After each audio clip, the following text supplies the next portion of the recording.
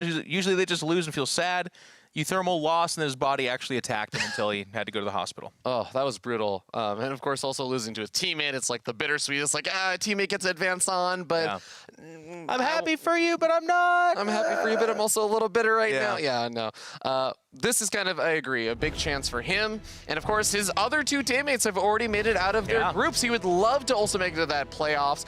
Imagine a situation where you have top 4 having 3 Team Liquid players. You'd have to win this and, of course, win also a round of 8 match, but still a possibility right now as we get ready to hop into our first game of the series. I think this has to be one of the toughest groups, though, in all of WCS that I've seen so far. All 4 of these players are fantastic. This is a pretty crazy group, and it's partially because this guy down here in the bottom right is in it, the red Terran player from Team Liquid.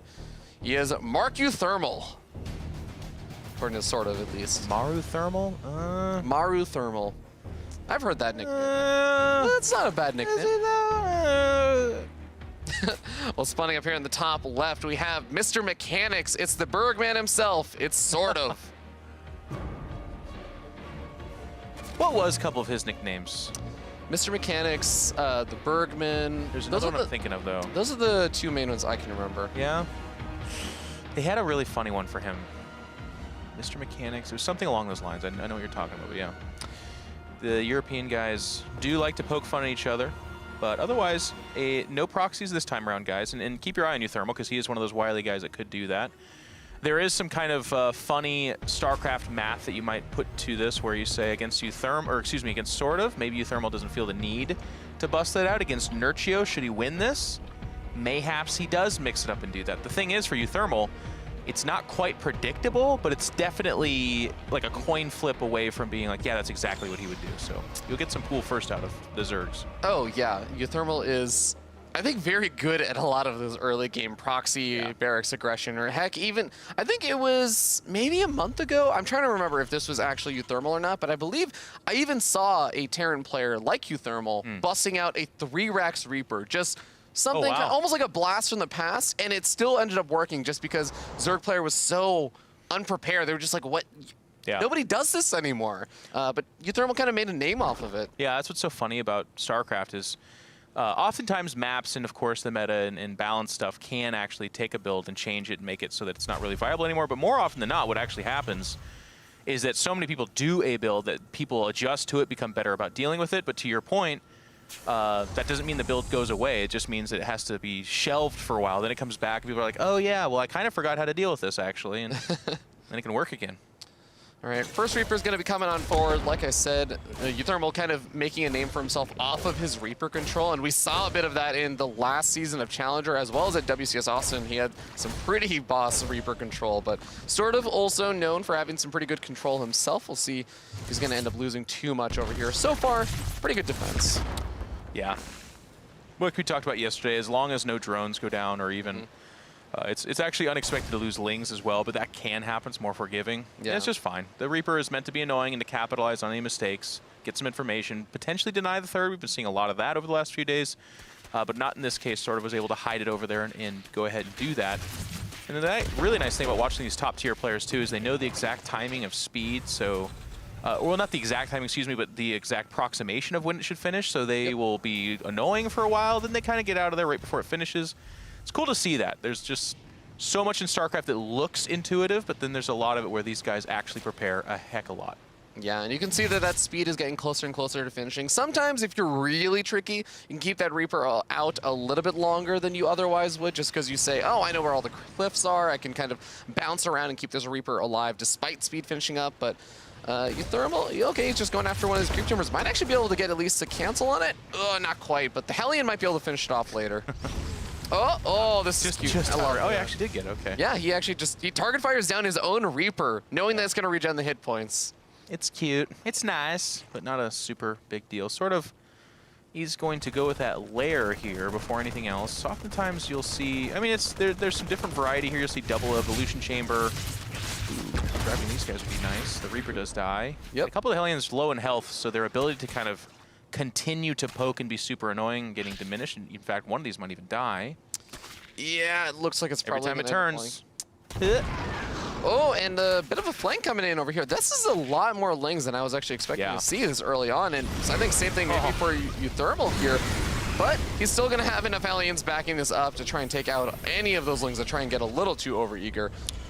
Yep, absolutely. He does see the 5 Hellions. It would have been 6 had one not died. And that number is kind of a magical number because that can, of course, turn into Hellbats. We can see the production tab and know that that's not the case. But also having lost the Reaper and now showing off a Banshee, I think SortOf's going to do that StarCraft math in his head and say, nah, I don't think anything's coming at me aggressive that way. Usually the Hellbats, Medevac, and a few Marines or whatever will show up before that. But the Banshee shows up, does a little bit of a tour, sees that not only are there queens, but there's a Spore Crawler nearing completion, so any harass there not going to be done as well. uThermal not finding a whole lot of damage early on here. Yeah, but a lot of roaches actually being made this early on, and in a drop overlord as well from SortOf. He's sitting on just 44 workers, and the funny thing is, I think that uThermal saw drones popping out of the larva by the 3rd, so he might think that this is just going to be straight up droning up to 56, 60 workers. I'm not sure if he's going to be prepared for this. Show me the saturation of that natural, my dear Robbie. Ooh, in the main. It's actually quite low. Well, low-ish. Here's what he did. He actually fully saturated his 3rd to give the impression, I believe, if this gets scouted or harassed, that he has droned up a lot. But to your point, this is aggression right now. Okay, there is that Banshee still making its way along the left-hand side of the map. He's looking for an attack coming on the far left-hand side. Now he's going to see the big army moving forward, and a couple of Queens actually loaded up into this Overlord. He's going to be going after the main army. A handful of the Lings still sitting off on the left-hand side. They're waiting for the Hellions to be taken out. Yep, and the Hellions are getting depleted, so here come those Lings to go ahead and help. The Queens doing a good job just tanking that damage for right now, and this fast 3rd is under threat right now. However, the forces of our Zerg SortOf kind of depleted. It's very close. Whoa. The Siege Tank manages to survive versus the Corrosive Wild. I like the pick up of the Ravagers, knowing that that's one of the big key units that can try and take out that tank, but man, I feel like the forces for SortOf have just not been able to get enough damage done. There's still quite a few workers left over. There's still a 3rd base, and the Siege Tanks are holding the line. Yep, 1-1 upgrade's about to finish for Bio as well, so very inexpensively, some very powerful Bio units can come out here, and very critically, look at SortOf. No evolution chambers, no upgrades at all, so that wasn't quote-unquote an all-in per se, but it functions very similar to that. If you don't do a massive amount of damage, you can see that 16 SCVs did die, but even with the 16 dead, uThermal's still ahead. So SortOf is in that weird place where it's like, okay, you're way behind, my man. What are you going to do to come back? Oh boy, and now we see some drones finally being made after a lot of rounds of units. Even after the attack was cleaned up, there were still units being pumped out there for SortOf. So he's still sitting on just 44 workers, going to go up to maybe around 48, but that's still not enough, and he's already going back into more units at this point. Yeah, because, I mean, that is the tough spot in StarCraft, right? Like, you just all in, so you're like, okay, well, I need to make workers, I need to make production buildings, that kind of stuff. But at the same time, you just lost your army. So if your opponent, who is, ahead and did take some economic damage, goes, you know what, let's load a couple medevacs full of Marines, and you just don't have an army, the game just ends. So double melee upgrades coming in, and as Ravi pointed out, some Lings coming out, but not a lot in the way of an answer for 16 medevac Marines. And those Marines are going to be poking forward. Going to go after one of the Queens. That's a good number of roaches, actually. Fair number of roaches, but are they going to be available in the main base as well? Not a whole lot of units over here. A couple of Lings going to be making their way forward. The Queen's going to take a while to get over to the main base as well, especially you notice creep spread not exactly super amazing between some of these bases. I think he barely has it. Oh, spawning pool gets sniped up. That's a nice pickoff. Yeah, not bad. We'll take it. The number of roaches here, of course, once they show up, you do have to get out, but just keeping him occupied, moving back and forth, picking up little kills like that are quite nice, because it wins space for stuff like this right here. Yep, Liberator is going to be moving over to the 3rd and the Natural at the exact same time. Spore Crawler reburrows in the right position very quickly. Natural Expansion having a slightly slower response time. Only loses 4 workers, but going to be losing a lot of mining time at the same time.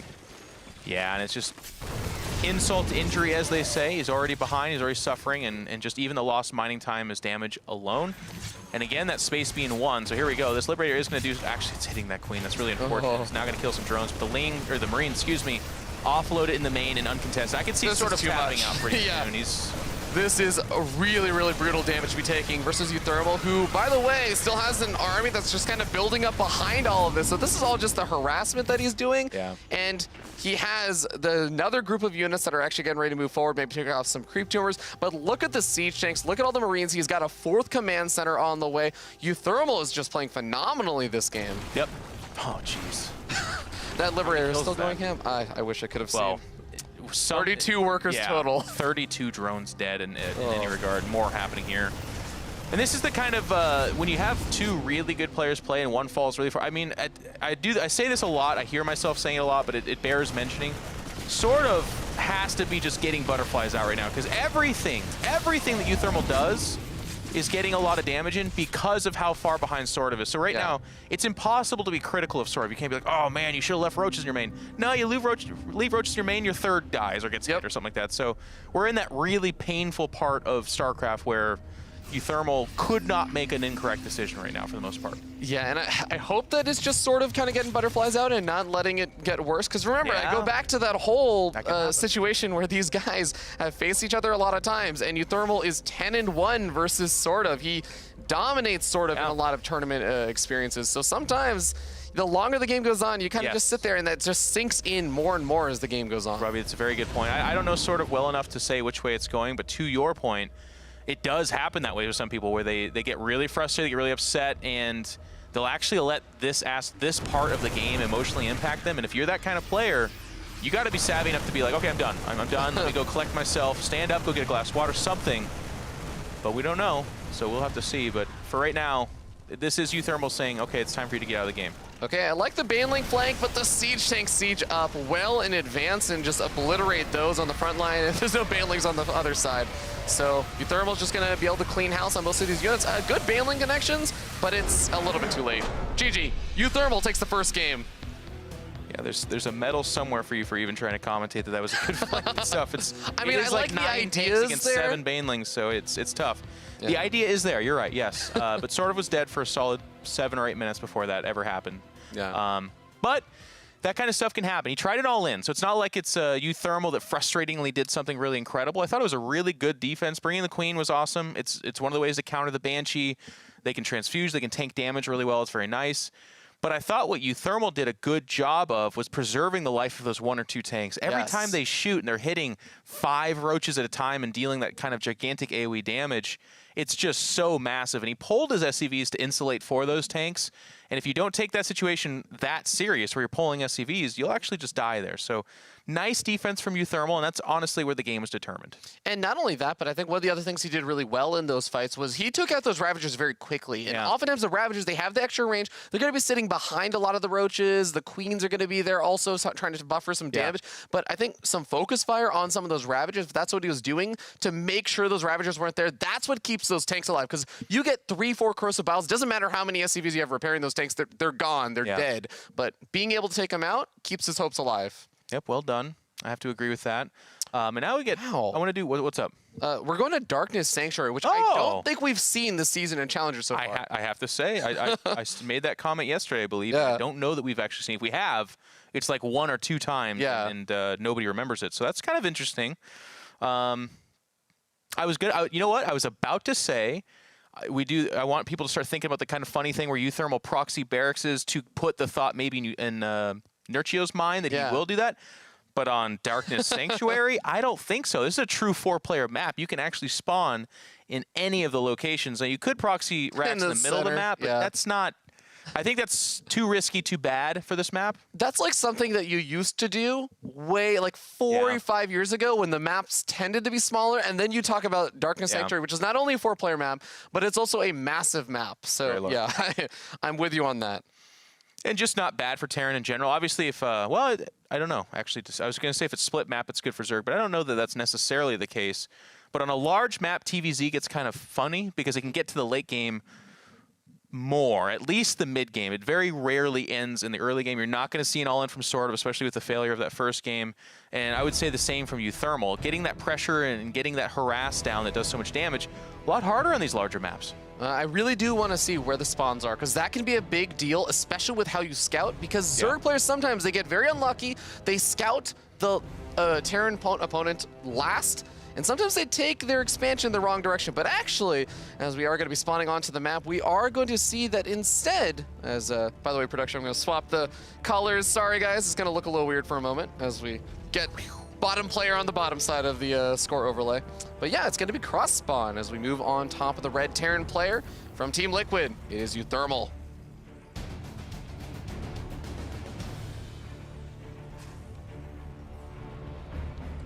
And spawning up here in the top right, we have our blue Zerg player. He is SortOf. Sort of keeping his hopes alive. By what, existing? No, he's only sort of keeping his hopes alive. Oh, no. All right, I like it. Your dad jokes are awesome. I have to counterbalance the whole, you know, supportive mom thing. That's true. Keep them on their toes. A lot of drones coming up after this hatch. Another thing that you can do on a larger map like this. But, okay, I was just going to say, don't tell me it's 3 hatch. Don't tell me that. It's not. Yeah, I feel like 3 hatch especially on this map, because if your opponent spawns, and this is what I was kind of talking about with the spawns, if your opponent spawns up here with where SortOf spawned, and you say, oh, I'm going to take my 3rd hatchery on this side, you start expanding to your opponent, you're like, ah, dang it, I done goofed. Yeah, I think you're right. And same thing with the other side. If your opponent spawns on the south, you take this base, and you're like, ah, dang it. Takes a risky thing and makes it even worse. And despite the dominance, as Ravi pointed out just moments ago, between Liquid Thermi and Mr. SortOf, SortOf is a very good Zerg. He probably, even if he goes into a match against someone like Liquid Thermal here, who's done so well against him, he still probably can't be like, well, I'm dead. There's just nothing I can do against him. He's got to believe there's some good chances here. Yeah, and the all-in from the last game, it can be really effective. It can catch a Terran player really off guard a lot of the time and sneak in a quick win, but SortOf is known for also having just really strong mid and late game play. And I really wouldn't hate if he just kind of fell back to that now, especially on a map like Darkness Sanctuary, where you get so much time before the Terran player can really push out across the map. That is his strength for sure.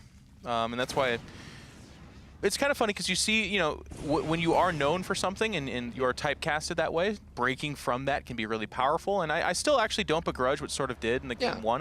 That is a very good all-in. It's one that is very successful. It didn't take much damage, if any at all, against the harass, so that too kind of opens the door for it. But to your point, great focus fire, great defense, and the right choices from Liquid Thermal. Just very top-notch play to defend that all-in. He made it look easy. He made it look like he just kind of, all right, pulled the SVs and just shot stuff. Yeah, it looks like that, but I think our hardcore StarCraft fans know it's very difficult to do, and uThermal just pulls it off. Yep. And wow, he got a creep tumor earlier on, gets a drone very low in hit points, and the Reaper still has quite a few hit points left over. Speed, still another 20 or 30 seconds away from finishing, so he has maybe a little bit more time to do something, but he wants to preserve that Reaper. He's going to get out of there alive. He's just going to confirm around, and he already spotted out the 3rd base location, so he's kind of done his job. He's done his job, and bless your soul for commentating that stage of the game right there. Your white-knuckled grip on that is beautiful. I like it. I always enjoy watching the Reaper run around, especially uThermals. Again, like, he does have good, yes, but he mistimed this. Ooh, that was a really nice juke, actually. The Lings trying to catch the Reaper. This is a common thing that a lot of Zerg players will do. You'll send the Lings in front of where you think the Reaper is going to go so that you can get us around. Because otherwise, your Lings just kind of stop every single time they get a chance to attack the Reaper. So, SortOf kind of getting baited there. Nice job from uThermal. Well, I think nice job by SortOf to run it down and kill it, but yeah. A lot of Marines coming out, and this is something a little bit different. We've seen Hellions quite consistently in TVZ so far, but we saw the faster second barracks, and now the faster starport. And a little bit of that might be because of the size of the map. Speedlings have a better chance of showing up and shutting down the 2 Hellions in the Reaper or the 4.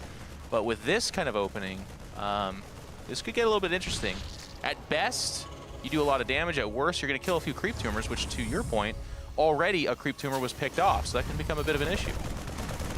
All right, oh, he hid the Marines too. Beautiful. I love that. Yeah, double engineering bays at the front were spotted out, but like you said, 16 Marines or 15 Marines going to be making their way across the map, somewhat undetected.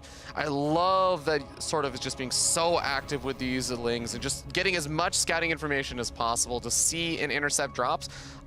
But he's going to scout this. Yeah, it was looking like it was going to be one of those really unfortunate moments where you do everything right with like a 5% error margin. Yeah. 20 lings coming out. There's already a bunch of queens. This is the answer for this drop. Can it sneak along the right side? If it did, it would take shots on the queens. Yeah, I think he's going to be okay with it as he moves over to the main base, but the queens are just not going to be. There's one queen available, but that's going to give these medevacs a bit more hit points to work with. Is it going to be enough? He finds a nice position against the wall, but he's still going to have to be careful with that. Oh, boy. He's going to the middle. Oh, the queens. The queens are still behind the middle line. Yeah. Creepers. And you know what? To go back to the GSL, one of the things that Tastosis pointed out a whole bunch that I really liked is, and this is Maru, probably the best player in the world, but certainly the best Terran. He does a really good job of already moving units in place to deal with the movement of something like that. That would have been, you pick off that medevac and it's a super good opening for SortOf, but by not picking it off, good defense so far, but even forcing out these lings and occupying their attention, that's still something for uThermal. Now this is cute, knocking down the cooling tower for now. He can try and utilize that and maybe send just a few Marines up to the high ground if he wants to a little bit later on. It's nice for siege tank siege ups later on as well. So just kind of setting up for future attacks. Okay. That is a fourth base though, by the way, which is being set up right now. And if that can be defended and get saturated, that is the kind of opening you want on this map where our Terran player is just now floating over the third. Well, if you're having your fourth basically get saturated as the third is being set up for the Terran, that's great. That's wonderful timing for the Zerg player. All right, right now SortOf isn't fully aware whether those medevacs head off to, but now he's gonna start seeing, oh, okay, it's gonna be the variation of the 2-1-1 where you just add on more Marines, get 2 more medevacs up, and then just go with a lot of units. He's just now making 4 banelings in their spot. Things evaporate. It's just queens now. They're trying to transfuse to buy some time, but it's just not buying all that much time. The banelings get focus fire down. This could just be a victory for uThermal. Surprise. Oh my God. 16 Marines you can deal with, but can you deal with 32? I think so far the answer is no. Still not making any banelings. That's it. Wow. Wow. We have and that's why people like going for 2-1-1. We've had some good games. We've had some series like that where you're like, okay. But that's what happens to these high-powered players. And I like the builder choice. You're kind of touching on this with uThermal. If you do just go Hellions here, the game kind of slows down and gets into that strong point for SortOf where the mid-game and late game can be very good for him. It's not like we look at this and go, uThermal's afraid of the mid and late game. No, I don't think so. He just knows that on a map like this, a Zerg might try to reach for that faster fourth base, not make things like roaches, not have any safety banelings, and if you don't have those stuff, you can get ran over by Marines. Yeah, and we saw that the banelings were coming up very late, but I want to point out, for example, in Clem's game versus Nurchio, he was actually going for that 2-1-1 opening as well, but it was a different variation of the follow, where he's getting up siege tanks and maybe some more Marines, and maybe in that situation, not having the banelings, not as big of a deal, because having a massive swarm of links to surround the siege tanks and kind of get into a good position, that's a good defense there, but SortOf maybe just misreading what the follow-up was going to be in that situation, and gets punished really heavily for it. And now, you know, I'm not a Terran or Zerg guy. I just commentate a whole bunch, so I'd love to hear if I'm wrong on this. But in my opinion, having watched this kind of in retrospective, I feel like cross spawn's good for Terran because I think, or at least they can take advantage of that because SortOf really couldn't get the Overlord in place to see stuff leaving. He did have the middle tower. He had the Ling. But even then, he's spotting stuff mid-map as opposed to when it's kind of formulating. So I do feel like in that case, we return to the age-old problem of ZVT where they were just like, Terran would show up with stuff, and I'm not quite sure. And I think you can do a good enough job trying to have an answer for everything, but there's so much stuff that Terran is opening up with differently these days. There's Hellbats, there's Marines, there's Liberators, all kinds of stuff. So I think it was really tough, and I think for SortOf in those positions, he was at a disadvantage is my kind of opinion on that. Yeah, that makes a lot of sense. It's kind of a nice reminder that it's not like maps inherently are just like, well, this is just Protoss